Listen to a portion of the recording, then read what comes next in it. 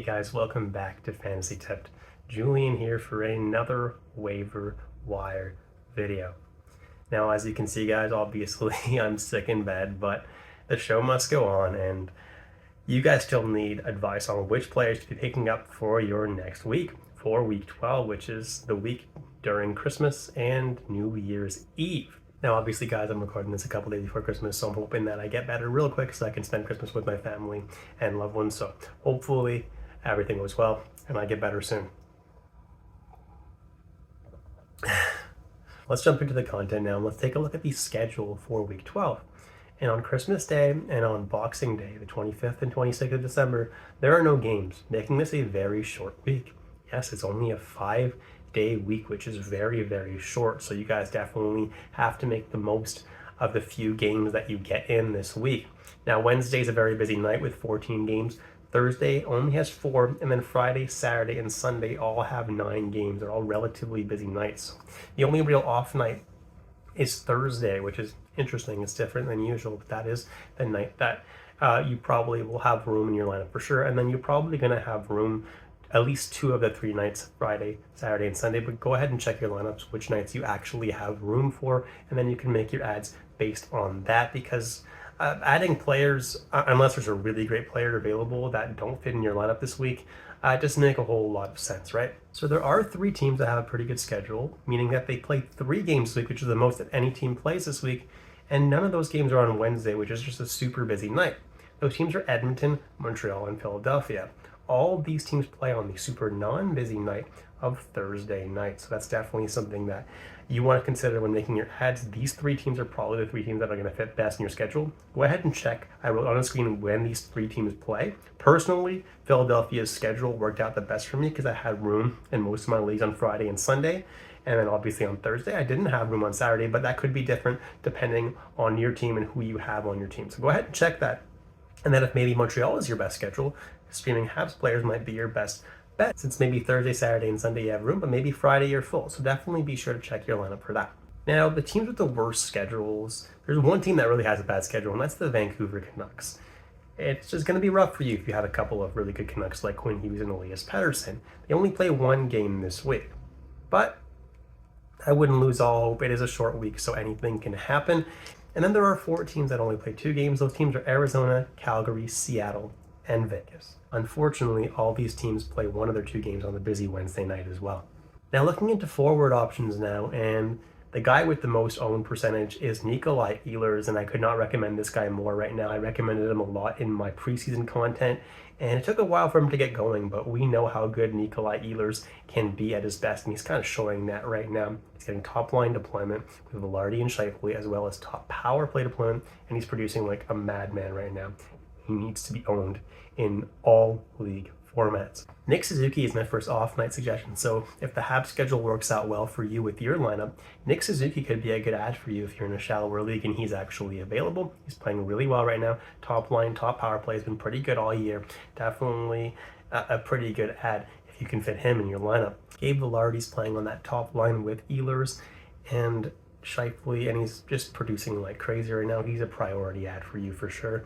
Tomas Hertl is slowed down a little bit, but I still do trust him. He's the best player on San Jose. Him, along with Mikael Granlund, the next guy on this list, both really, really good ads, and they both do play on Thursday and Sunday, so those aren't too bad of nights to be streaming them for. Then I have Ivan Barbashev of the Vegas Golden Knights still playing on that top line with Jack Eichel, and he's definitely turned it around as of late, scoring points what seems like every night.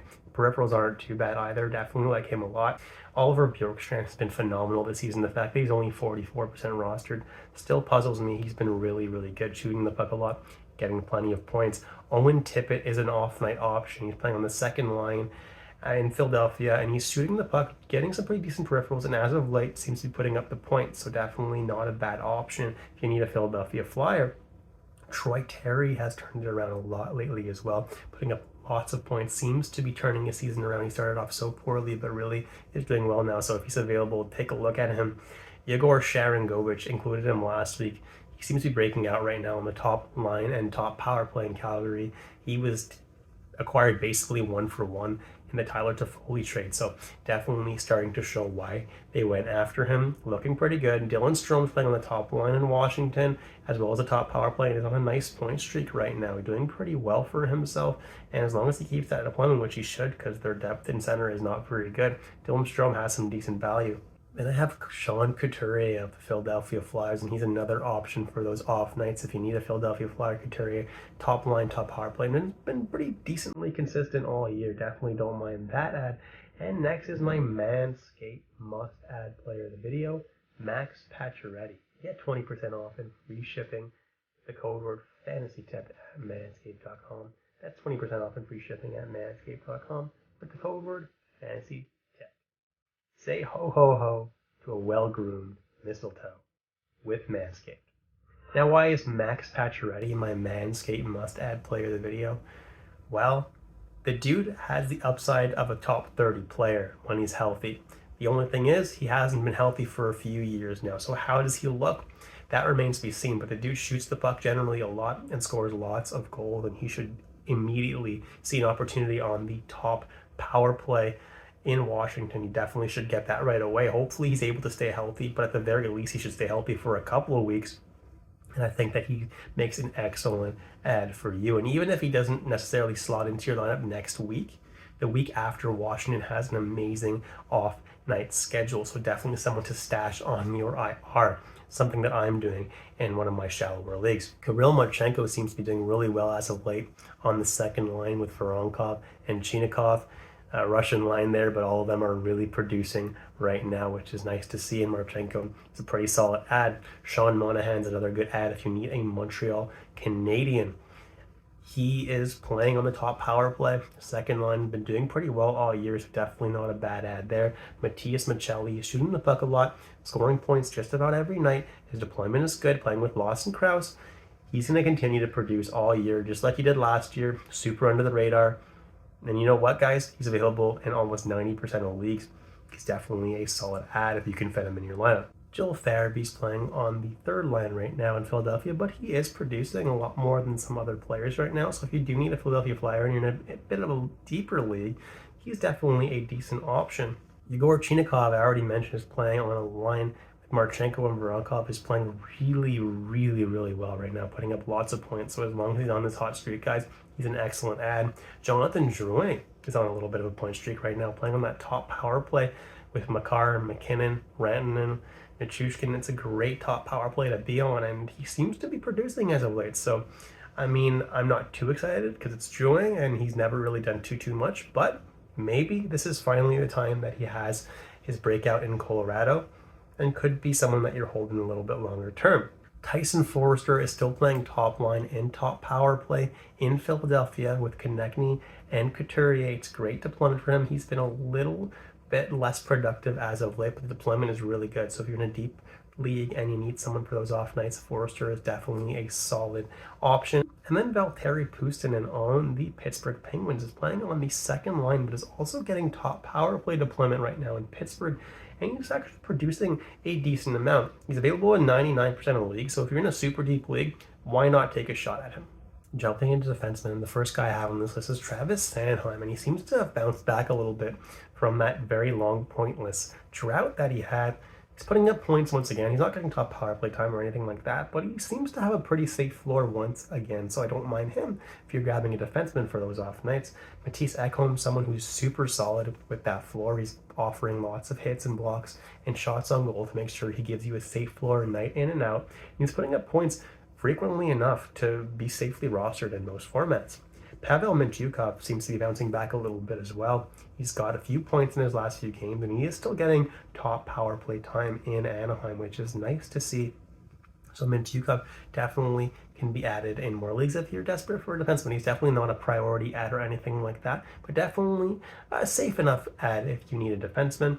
Jeremy Lauzon is playing very well right now in Nashville.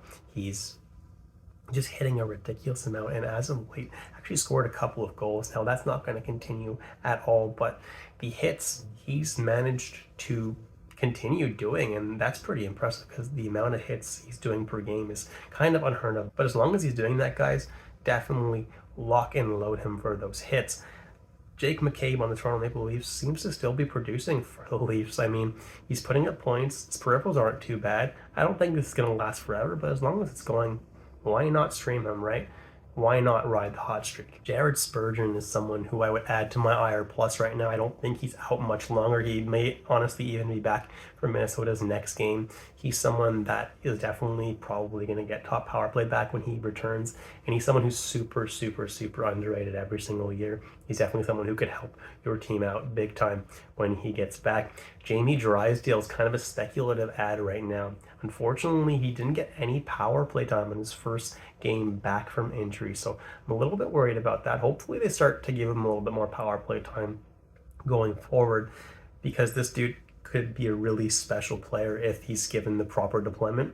Definitely could put up some points. But right now, you're adding him if you're really desperate for a defenseman and you're crossing your fingers that something works out with Drysdale. Thomas Harley is the next guy on this list, and he's not someone I think really has long-term value, but as of right now, he's putting up points almost every single night, getting PP2 time for the most part, and he's getting plenty of ice time and putting up points. His peripherals kind of suck, so when those points do dry up, though, he will become a drop. But for now, might as well ride the hot streak. Cam York is getting top power play time in Philadelphia. And his peripherals aren't too bad either, so definitely don't mind adding him in most league formats if you're desperate for a last defenseman. And then finally, Riker Evans is getting, I want to say, top power play time in Seattle, but their power plays alternate pretty frequently, but he's on a good power play with McCann and Bjorkstrand, so in my opinion, that's the better power play. So he's getting an opportunity there, which is awesome to see, and he's available in 97% of leagues, so if you want to speculatively add him, I don't absolutely hate that. In terms of goalies, Jacob Markstrom is back and healthy. He's doing pretty decent. Peter Kochetkov is the #1 goalie in Carolina. They waived Antti Ranta, and Frederik Andersen is still not ready. So Kochetkov is going to get all the starts for a little while here. And then Devin Levi, he didn't have a great game in his last game, got pulled, but I do still think he's probably going to get the majority of the games in Buffalo, unless he chokes again, in which case it's probably going to go back to a split between UPL and him. And honestly, he could end up getting sent back down to the AHL, so there's a lot of variety with his play and how that'll affect the future. So I can't go ahead and tell you that he's going to be an amazing starter for the rest of the year, but as of right now, I think he's decent. Martin Jones is playing better than Samsonov by a mile.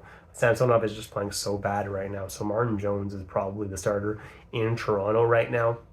Not that he's doing all that much better, but he's probably going to get the starts going forward with Wool injured. And then Scott Wedgwood. Ottinger is week to week, so until Ottinger is back and ready to return, Wedgwood is going to be the starter in Dallas. And we don't really know how long Ottinger's out. For all we know, he's back next week, which would hurt if you do end up picking up Wedgwood. But if you're an Ottinger owner, you definitely should be picking up Wedgwood for all the time that Ottinger is out. Peter Mrazek, someone who's had a very, very good year in Chicago, considering the terrible team that he's backing. He's playing very well. The other goalie, Arvid Soderblom, is not playing well at all, so it goes to show you how good Peter Mrazek is actually doing this year. Joey Decord is someone who is the starter in Seattle. He started a whole bunch of games in a row now in Seattle, and is doing pretty well. Even when Grubauer comes back, Grubauer is going to have a hard time taking his starting position back. Not that he ever really had it. They were splitting starts a very weird way, but they were splitting starts to begin with. Karel Vejmelka is playing really well right now. He started 2 games in a row, and the third game they pulled Ingram really quickly, and then he proceeded to let in 0 goals the rest of the game. He's way outplaying Ingram right now, and as long as he's doing that, he probably is going to get the starts in Arizona. If you're an Ingram owner, I would add Vejmelka right now.